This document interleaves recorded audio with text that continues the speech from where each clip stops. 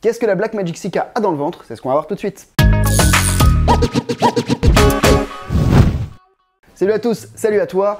Aujourd'hui, on va voir la Blackmagic CK qui est sortie il y a quelques semaines, voire quelques jours. Cet épisode il va se diviser en 3 parties. On va d'abord voir d'un point de vue théorique ce qu'elle propose. Ensuite, du coup, comme j'ai pas eu la cam, je suis allé un petit peu geeker ce qu'il y avait sur le YouTube américain. Donc je vous ferai un petit condensé de ce que j'ai lu, ce que j'ai vu plutôt sur le YouTube américain. Et ensuite, je vous donnerai mon avis sur cette caméra et il est relativement bien tranché. Alors je prends mon ordinateur parce que j'ai pris quelques notes. Déjà, au niveau du capteur, alors c'est un capteur Super 35, contrairement à la Blackmagic 4K qui était un capteur micro 4 tiers. Et ce capteur, il totalise 6144 pixels par 3456. Pour rappel, la Blackmagic 4K, c'était 4096 par 2048. Donc on a un capteur plus grand que sur sa petite sœur, enfin plutôt sa grande sœur qui est plus petite qu'elle, la Blackmagic 4K. Ça, le capteur, qu'est-ce que ça va faire?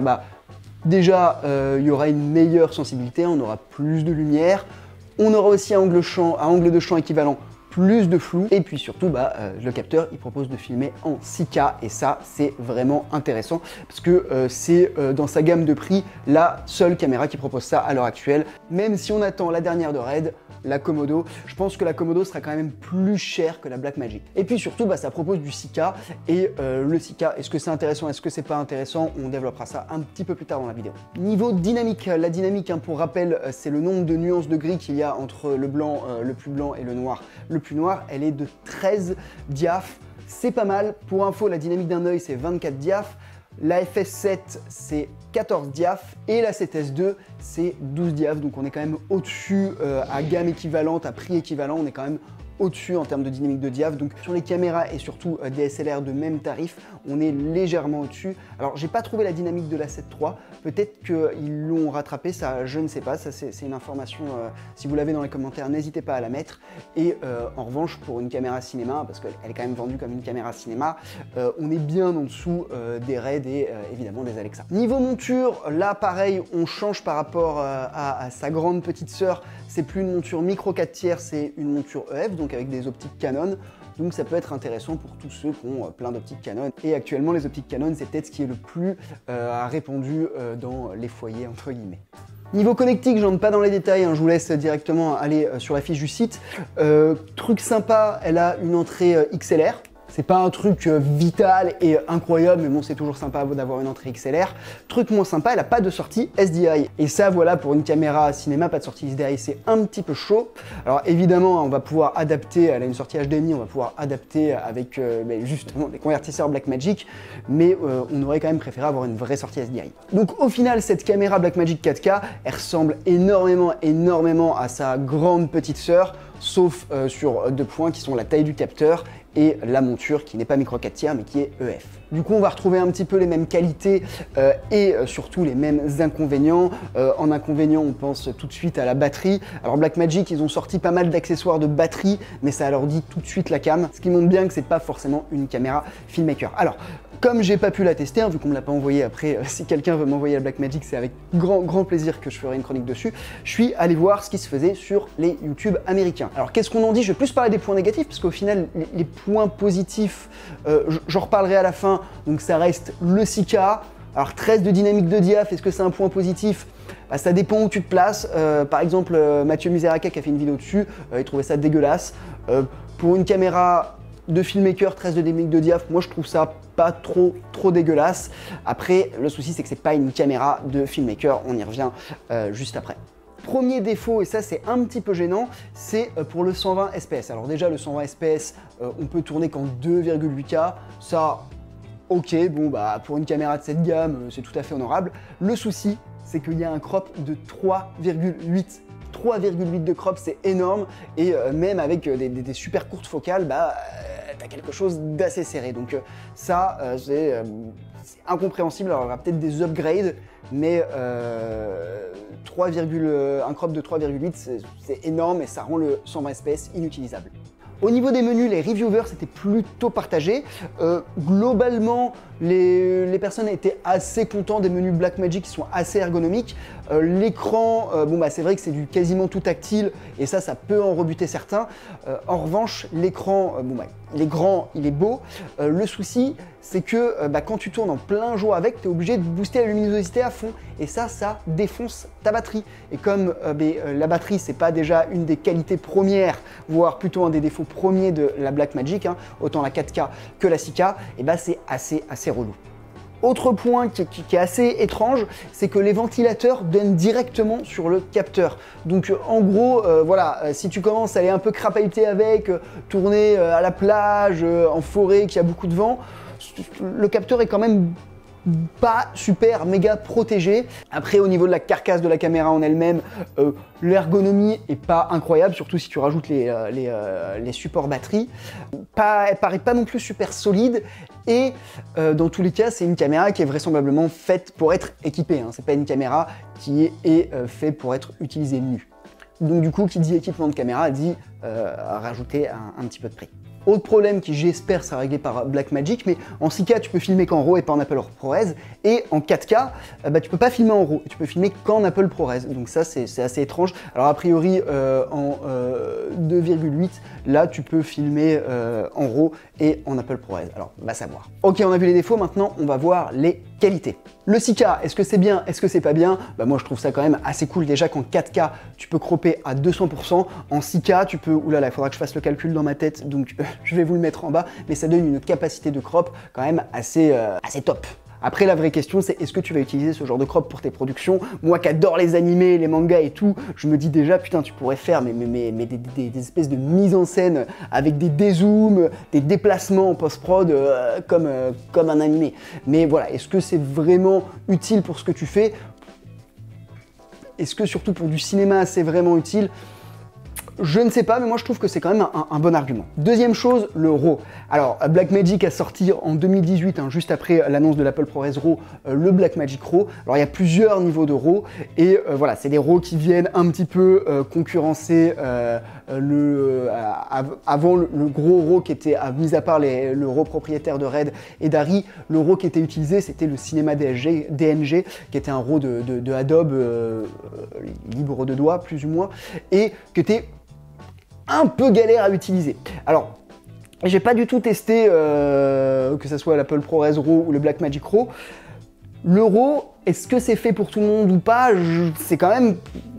Moi, les souvenirs que j'ai quand j'utilisais le cinéma DNG RAW, c'était que c'était un peu galère à utiliser, c'était pas à la portée de tout le monde. J'ai vu des personnes qui avaient des BTS montage se casser les dents dessus. Donc voilà, hein, le RAW, c'est une vraie question. Alors oui, c'est top, mais il faut pouvoir déjà peut-être avoir la post-prod derrière pour l'assurer, les compétences d'étalonnage derrière pour l'assurer, et puis toute la partie stockage, hein, autant à l'enregistrement que au traitement sur votre ordinateur.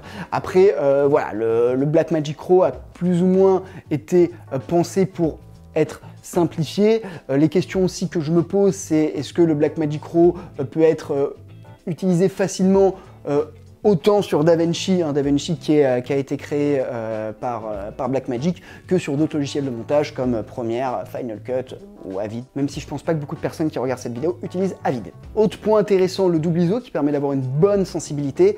Après, d'après ce que j'ai lu, cette caméra en termes de sensibilité, elle n'est pas non plus incroyable. Elle est plutôt correcte, voilà, ça serait une mention assez bien. Bref, c'est un petit peu comme la dynamique, c'est sympa sans être exceptionnel.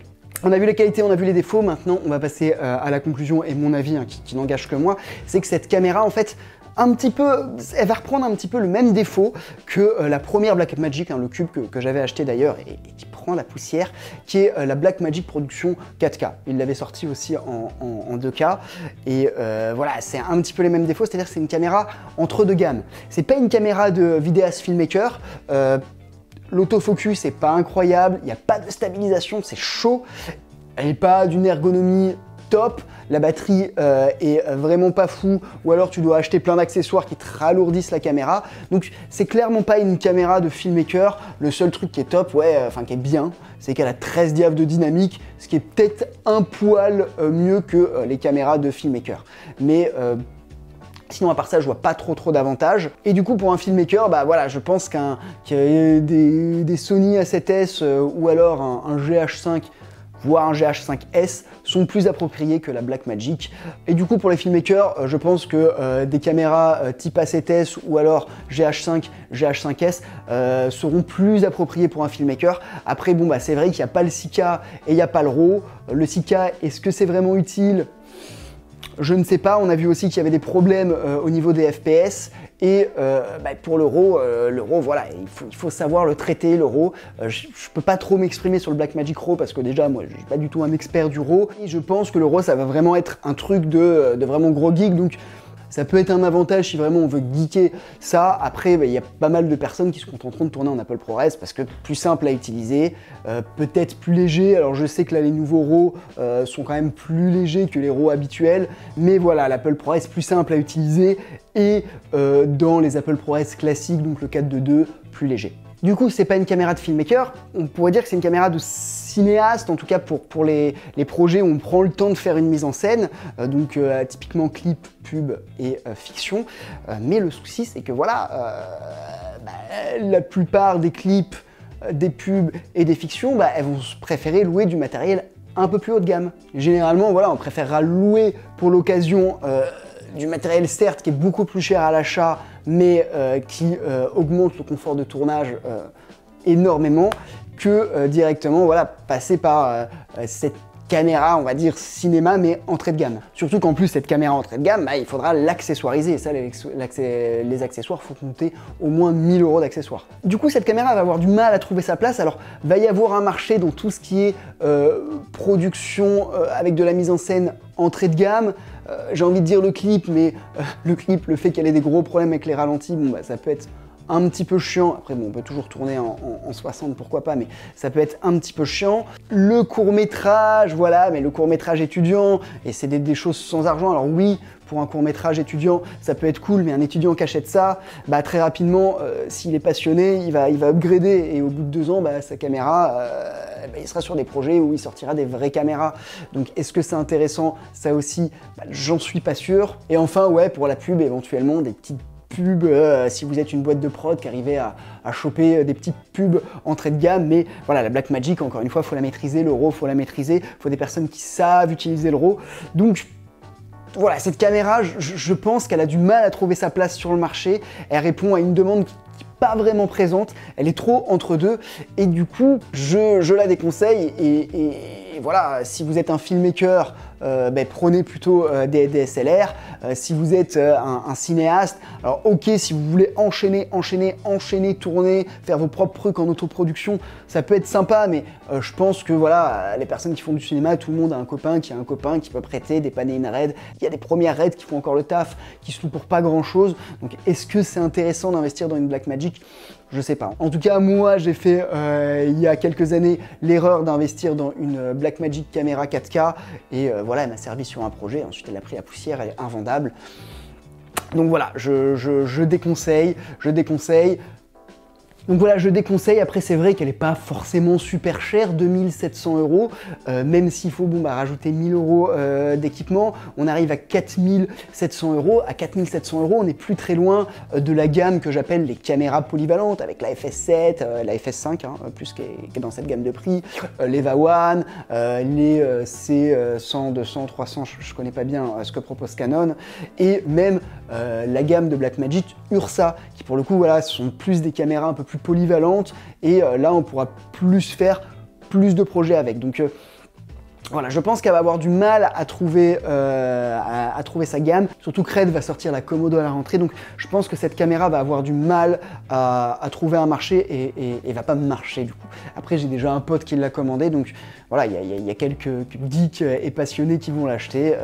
Peut-être que l'expérience et les mises à jour me feront mentir, mais en tout cas moi, mon point de vue et le point de vue de ce que j'ai pu lire, plutôt regarder sur le YouTube anglais, c'est que c'est pas incroyable. Voilà, on arrive à la fin de cette vidéo, j'espère que ça vous a plu. Encore une fois, j'ai pas pu faire de test pratique, je vais essayer d'en faire, mais pour ça, il faut que j'entre en contact avec les marques ou alors avec certains vendeurs, et c'est un petit peu galère, mais voilà, c'est quelque chose qui peut m'intéresser, qui j'ai l'impression pourrait vous intéresser, donc je vais essayer de faire ça un petit peu plus souvent. Si la technique vous intéresse, là c'est le petit moment pub, j'ai créé une petite formation sur la technique qui est divisée en deux formations, une formation qui est plus axée caméra, une autre formation qui est plus axée vidéo numérique. En ce moment il y a un petit crowdfunding de lancement, donc je te mets le lien dans la description. Si le crowdfunding est fini, il n'y aura plus la promotion, mais peut-être que la formation t'intéressera quand même. C'est vrai que la vente de formation, moi je trouve que c'est un modèle économique intéressant pour les youtubeurs parce que tu apportes du contenu gratuit d'un côté, pour ceux qui veulent aller plus loin, tu proposes une offre payante qui apporte normalement, et je l'espère, beaucoup plus de valeur que ce que tu proposes gratuitement. Et ça permet aux youtubeurs de pouvoir couvrir les coûts autant financiers que en termes de temps que ça leur coûte pour produire leur contenu. Moment pub terminé, on entre aux appels à l'action classiques. Donc si la vidéo t'a plu, n'hésite pas à mettre le pouce comme ça, à t'abonner, à mettre un commentaire. D'ailleurs, si tu as des choses pertinentes à dire sur la Blackmagic, tu n'hésites pas à t'exprimer dans les commentaires. Et puis nous, on se retrouve, j'espère, dans une prochaine vidéo. Ciao!